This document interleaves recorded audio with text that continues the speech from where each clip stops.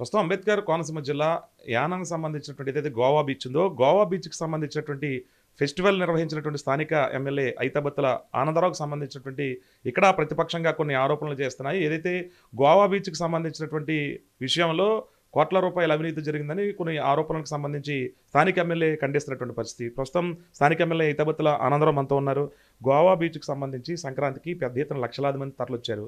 అక్కడ కార్యక్రమాలు కానివ్వచ్చు, అక్కడ బీచ్ ఫెస్టివల్ కానివ్వచ్చు, పెద్ద ఎత్తున రాష్ట్ర పండుగగా నిర్వహించారు. ఇప్పుడు జరిగేటువంటి ఆరోపణలను ఏ రకంగా చూస్తారు? స్థానిక ప్రతిపక్ష నేతలు చేసేటువంటి ఆరోపణలు ఏదైతే అంబేద్కర్ కోనసీమ జిల్లా ఉందో, అంబేద్కర్ కోనసీమ జిల్లా టూరిజానికి, కొబ్బరి పరిశ్రమలకి, ఆక్వా పరిశ్రమలకు మాత్రమే అనువైన జిల్లా.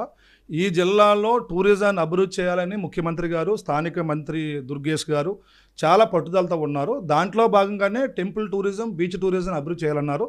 దాంట్లో భాగంగా టెంపుల్ టూరిజానికి సంబంధించి మన ఈ సంక్రాంతి ప్రబల తీర్థానికి అక్కడ ఏర్పాట్లు ప్రభుత్వ పండుగగా అక్కడ చేశారు. అలాగే కొత్తపేటలో ఏదైతే పడవ పందాలు ఉన్నాయో అక్కడ ప్రభుత్వ పండుగగా చేశారు. దాంట్లో భాగంగా అదే జీవోని ఎస్యానం బీచ్ కూడా ఇచ్చి ఇక్కడ బీచ్ ఫెస్టివల్ని ప్రభుత్వం నిర్వహించింది. స్థానికంగా ఏదైతే రాష్ట్ర ప్రభుత్వము రాష్ట్ర పండుగగా నిర్వహించిందో సుమారు 6 లక్షల మంది ఈ జిల్లా నుంచి కానీ, తెలంగాణ రాష్ట్రం నుంచి కానీ, అటు బెంగళూరు నుంచి కానీ, చెన్నై నుంచి కానీ అనేక మంది ఈ బీచ్కి ఎవరైతే సందర్శకులు వచ్చారో వచ్చే వాళ్ళని దృష్టిలో పెట్టుకుని సదుపాయాలు కల్పించడానికి మాత్రమే అక్కడ అభివృద్ధి చేశాను తప్ప ఇందులో ఎలాంటి అవినీతి లేదు. కేవలం ఏంటంటే 6 లక్షల మంది వచ్చారు. ఇది ఎవరో ఊహించింది. ఈ 6 లక్షల మంది ప్రజలను చూసి వైసీపీ వాళ్ళు బెంబేలు పట్టుకుంది. వాళ్ళు ఆనందరావు 18 నెలల్లో 2 బ్రిడ్జిలు కట్టాడు, డిగ్రీ కాలేజీ పట్టుకొచ్చాడు, ఇప్పుడు కని విని ఎరగని రీతిలో బీచ్ ఫెస్టివల్ చేశాడు, ఇతనికి ఇమేజ్ పెరిగిపోతుంది, ఇమేజ్ని డ్యామేజ్ అయిపోతే మనకు ఆ 11 సీట్లు కూడా రావు అని ఒక భయంతో, ఒక ఆందోళనతో తప్పుడు ఆరోపణలు చేస్తున్నారు. నేను సవాల్ చేస్తున్నాను, రూపాయి కూడా అక్కడ అవినీతి జరగలేదు. ఎవరైనా ఎంక్వైరీ చేసుకోవచ్చు. కానీ ఎందుకు నేను అలా చెప్పట్లేదంటే, ఎవరైతే ఎలిగేషన్ చేశారో, ఎలిగేషన్ చేసిన వ్యక్తి వాళ్ళు సచ్చిలులు కాదు, వాళ్ళకి మంచి క్యారెక్టర్లు కాదు. సచ్చిలుడు అయ్యి ఉంటే నేను సమానం చెప్పి ఉండేవాడిని. అందుకని నేను మాట్లాడలేదు. ఆ పార్టీలో ఇంకెవరు చేసి ఉన్నా నేను సమానం చెప్పి ఉండేవాడిని. కాబట్టి అక్కడ ఎలాంటి అభివృద్ధి జరగలేదు. నేను వాళ్ళకే చెప్తున్నాను, వెళ్ళి చూసుకోండి. మీ సర్పంచ్, వైసీపీ సర్పంచ్ రోడ్డు వేశాడు ఈ ఉత్సవాలకు సంబంధించి. వైసీపీ ఎంపీటీసీ ఈ ఉత్సవాల్లో బాగా పాల్గొన్నాడు. ఎందుకు ఈ ఆరోపణలు వచ్చాయి? సిఎస్ఆర్ నిధులు వచ్చేసి దాన్ని పక్కదో పట్టించారు. ఈ రకంగా అంటే 3 రోజులు పండగకి ఇన్ని కోట్ల రూపాయలు ఎందుకు కూర్చి పెట్టాల్సిన అవసరం వచ్చిందనేది వాళ్ళు ప్రశ్నిస్తున్న పరిస్థితి. దానికి మీరేం చెప్తారు? ఎస్యానం జనాభా 5,000, ఎస్యానం ఓటర్లు 3,000, కానీ ఉత్సవాలకు వచ్చింది 6 లక్షలు. ఎక్కడ వాళ్ళు 6 లక్షల మంది ఆ ఉత్సవాలకి ఎస్యానం వల్ల అంటే బయట నుంచి ఒక సందర్శన స్థలానికి లక్షల మంది వస్తే సదుపాయాలు కల్పించకపోతే అక్కడ ఏదైనా ఇబ్బంది జరిగితే ఎవరిని అంటారు? ప్రభుత్వాన్ని అంటారా? అనరా? ఇక్కడ ఎమ్మెల్యే అంటారా? అనరా? సో ఒక ఉత్సవాన్ని రాష్ట్ర పండుగ ప్రకటించి 6 లక్షల మంది 2 రాష్ట్రాల నుంచి వస్తుంటే ఎంత బాధ్యతగా రాష్ట్ర ప్రభుత్వం కానీ, శాసనసభ్యుడిగా నేను కానీ వాళ్ళ బాగోగులు ఒక్క చిన్న ఇన్సిడెంట్ జరగకుండా ఏర్పాట్లు చేయాలా వద్దా? దాంట్లో భాగంగా చేస్తే ఓర్చుకోలేక, సహించలేక బుర్జలుద్దాం ఆనందరావు మీద, బుర్జలెత్తే జనం నమ్మేస్తారు అనుకున్నారు. జనం ఆరోపణలు చేసే దాంట్లో అంటే కూటమి నేతలు ఉన్నారనుకోవచ్చు అంటారా, లేదా ప్రతిపక్ష నేతలు ఒకటే ఉన్నారు? కూటమి నేతలు ఉండరు, ప్రతిపక్ష నేతలే ఉన్నారు. ఈ ప్రతిపక్ష నేతలు కూడా వాళ్ళ భవిష్యత్తు మీద భయంతో మాత్రమే ఆనందరావు స్ట్రాంగ్ అయిపోతున్నాడు మంచి పనులు చేసి. స్థానిక ఆనందరావు ఎమ్మెల్యేకి, ఆనందరావుకి సీనియారిటీ బట్టి మంత్రివర్గ విస్తరణలో వచ్చేటువంటి అవకాశం ఉంది కాబట్టి ఈ రకంగా బురద జల్లుతున్నారనే చర్చ కూడా నడుస్తుంది. ఇది వాస్తవం అంటారు? దానికి బీచ్ ఫెస్టివల్కి ముడిపెట్టారనుకోవచ్చు. ఖచ్చితంగా ఈ వైసీపీ వాళ్ళకి ఒక శాసనసభ్యుడిగా జిల్లా హెడ్ క్వార్టర్లో ఉన్న ఆనందరావు డిగ్రీ కాలేజీ, 2 బ్రిడ్జీల్ని, ఒక బీచ్ ఫెస్టివల్ని ఇంత అంగరంగ వైభవంగా 6 లక్షల మందితో కని విని ఎరగని విధంగా కోనసీమ చరిత్రలోనే మొట్టమొదటిసారి ఒక గొప్ప పండుగగా సంక్రాంతిని చూసేలా చేశాడు. అంటే ఇతరుగా మంత్రులు వస్తే మళ్ళీ మనం పని చేయగలమా, ఇక్కడ మళ్ళీ మనం గెలవగలమా, తట్టుకోగలమా, ఎలాగైనా ఆనందరావు డిగ్రేడ్ చేయాలా, ఆనందరావు డ్యామేజ్ చేయాలా అని వైసీపీ వాళ్ళు కుట్ర పన్ని చేసిన ఆరోపణలే మాత్రమే తప్ప ఎంత మాత్రం ఇందులో ఆ చేసిన ఆరోపణలు ఒక్క నిజం కూడా లేదు. పర్యాటకంగా అంటే ఏ రకంగా మీకు సపోర్ట్ ఉంటుంది? ఇక్కడ గోదావరి జిల్లాలకు సంబంధించినటువంటి మంత్రి దుర్గేష్ ఉన్నారు. అలాగే రాష్ట్ర ప్రభుత్వం దీని మీద ఏదైతే గోవా బీచ్ అనే పేరు పెట్టారు కదా, దానికి ఇప్పుడు పర్యాటకులు తాకిడి ఏ రకంగా ఉంది? మంత్రి నుంచి ఎలాంటి సపోర్ట్ ఉంది? గతంలో మనం 2014 నేను ఎమ్మెల్యే అయినప్పుడు అదే బీచ్లో అప్పటి ముఖ్యమంత్రిగా చంద్రబాబు గారిని అడిగి నేను 60 లక్షల రూపాయలతో రెస్టారెంట్ తీసుకొచ్చి రెస్టారెంట్ కట్టాను. ఆ రెస్టారెంట్కి నిర్వహణ టెండర్ కాకినాడ చెందిన ఒక అబ్బాయికి ఎవరికి వచ్చింది. అది కూడా మా సామాజిక వర్గం కాదు. ఆ అబ్బాయికి వస్తే అతను ఓపెన్ చేసుకోవటానికి వస్తే వైసీపీ పాలనలో అప్పటి ప్రజాప్రతినిధి ఉండగా దాన్ని ధ్వంసం చేశారు. ధ్వంసం చేస్తే ఒక పోలీస్ కంప్లైంట్ కూడా వాళ్ళ పాలనలో ఎవరు ధ్వంసం చేసి ఇవ్వలేదు.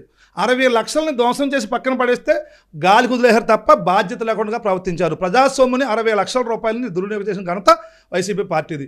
అలాంటి నేను ఇప్పుడు వచ్చిన తర్వాత అక్కడ మళ్ళీ బీచ్ ఫెస్టివల్ నిర్వహించి టూరిజం డెవలప్ చేయాలి, ఈ జిల్లాకు టూరిజం రావాలని చెప్పి దుర్గేష్ గారిని 2025 జనవరిలో మొట్టమొదటిసారిగా రోజుకి 25,000 మంది అంచనాతో ఆ రోజు సంక్రాంతి సంబరాలు ఫస్ట్ ప్రారంభిస్తే రోజుకి 1,00,000 మంది వచ్చారు. ఆ ఆధారం చూసే ఇప్పుడు మళ్ళీ భారీ ఏర్పాట్లు చేయాల్సి వచ్చింది. అప్పుడు దుర్గేష్ గారు వచ్చారు, అన్నీ చూశారు. చూసి ఆయనే ఆ బీచ్కి ఇది గోవా బీచ్ లాగా ఉంది, వైట్ శాండ్ బీచ్ చాలా అందంగా ఉంది, దీనికి ఆంధ్ర గోవా కోకో బీచ్ అని దుర్గేష్ గారే నామకరణం చేశారు ఆ బీచ్కి. ఆ తర్వాత ఇప్పుడు 6 లక్షల మంది అంచనాతో ఏర్పాట్లు చేశాం. ఏర్పాట్లు చేయకపోతే చేయలేదని, ఏర్పాట్లు చేస్తే అవినీతని.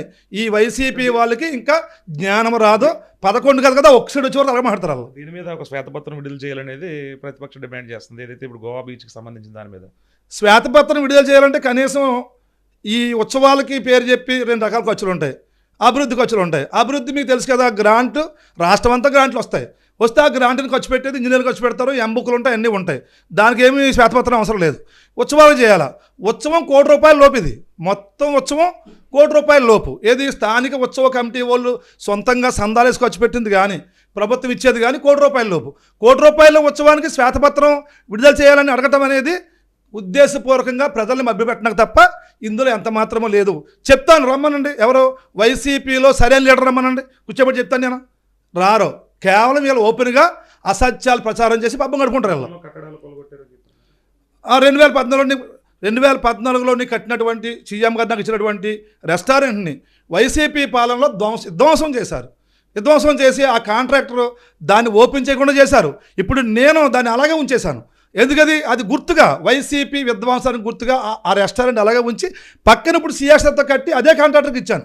ఏది నువ్వు రన్ చేసుకోమని చెప్పి అది కాంట్రాక్టర్కి ఇచ్చాను. అది తెలుగుదేశం పార్టీ వాళ్ళ విధ్వంసకారులు మేము నిర్మించే వాళ్ళం. ఇది అక్కడి నుంచి మొదలైంది. అక్కడి నుంచి మన చంద్రబాబు గారు ఇంటికి ఉన్నటువంటి మన భవనం ప్రజావేదిక కానీ మొదలైంది. ఇది రాష్ట్రపతి విధ్వంసమే. ఇప్పటికీ కూడా 11 సీట్లు వచ్చినా ఇంకేళ్ళకి జ్ఞానం రాలేదు.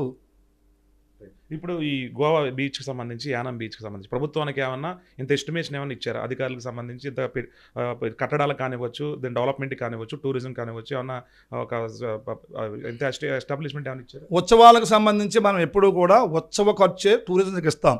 టూరిజానికి 1,10,00,000 15 లక్షలు 1,15 లక్షలు ఇచ్చాం ఎస్టిమేషన్ ఉత్సవానికి సంబంధించి. ఇక నిర్మాణానికి సంబంధించి అవైలబిలిటీ ఆఫ్ ఫండ్స్ దాని మీద పంచాయతీ ఉంది, ఎస్యానం పంచాయతీ, సర్పంచ్ వైసీపీ. సర్పంచ్ గారు ఇవి చూసి ఆయన ఆవిడ లేడీ ఎంతో అవసరం అని చెప్పి వచ్చే ఒక కొత్త రోడ్ని పంచాయతీ నిధుల నుంచి సర్పంచ్ గారు నిర్మించారు. అలాగే ఎన్ఆర్జీఎస్ నుంచి 2-3 రోడ్లు, గ్రావెల్ రోడ్లు నిర్మించాము. చిన్న రోడ్లు, సీసీ రోడ్లు నిర్మించాము. ఇవన్నీ ఏంటి, ఇవన్నీ జిల్లా అడ్మినిస్ట్రేషన్ రాష్ట్ర పండగ కాబట్టి రాష్ట్ర పండగకి దారులు నిర్మించే బాధ్యత ఎవరిది? ప్రభుత్వాన్ని. ప్రభుత్వం నిర్మిస్తుంది. దానికి పర్యాటకంగా కోనసీమ అభివృద్ధి చెందుతుంది.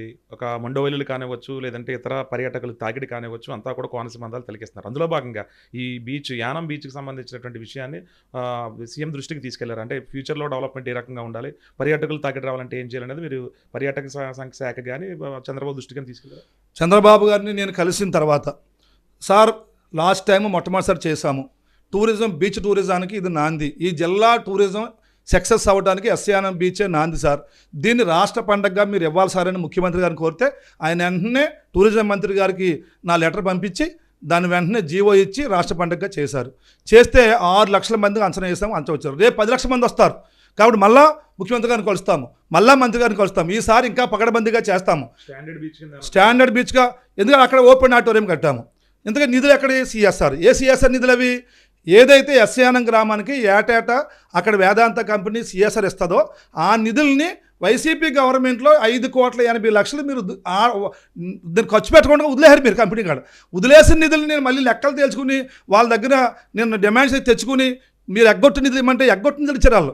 ఎగ్గొట్టిన నిధులు 3,80,00,000 ఓపెన్ ఆడిటోరియం పెట్టి శాశ్వతంగా 2 కోట్లేమో గవర్నమెంట్ ఇంగ్లాజీ పెట్టాము.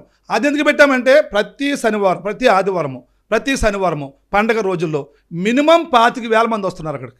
ఈ 25,000 మంది ఎండలో నుంచి ఉంటారా? ఈ 25,000 మంది వర్షంలో ఉంటారా?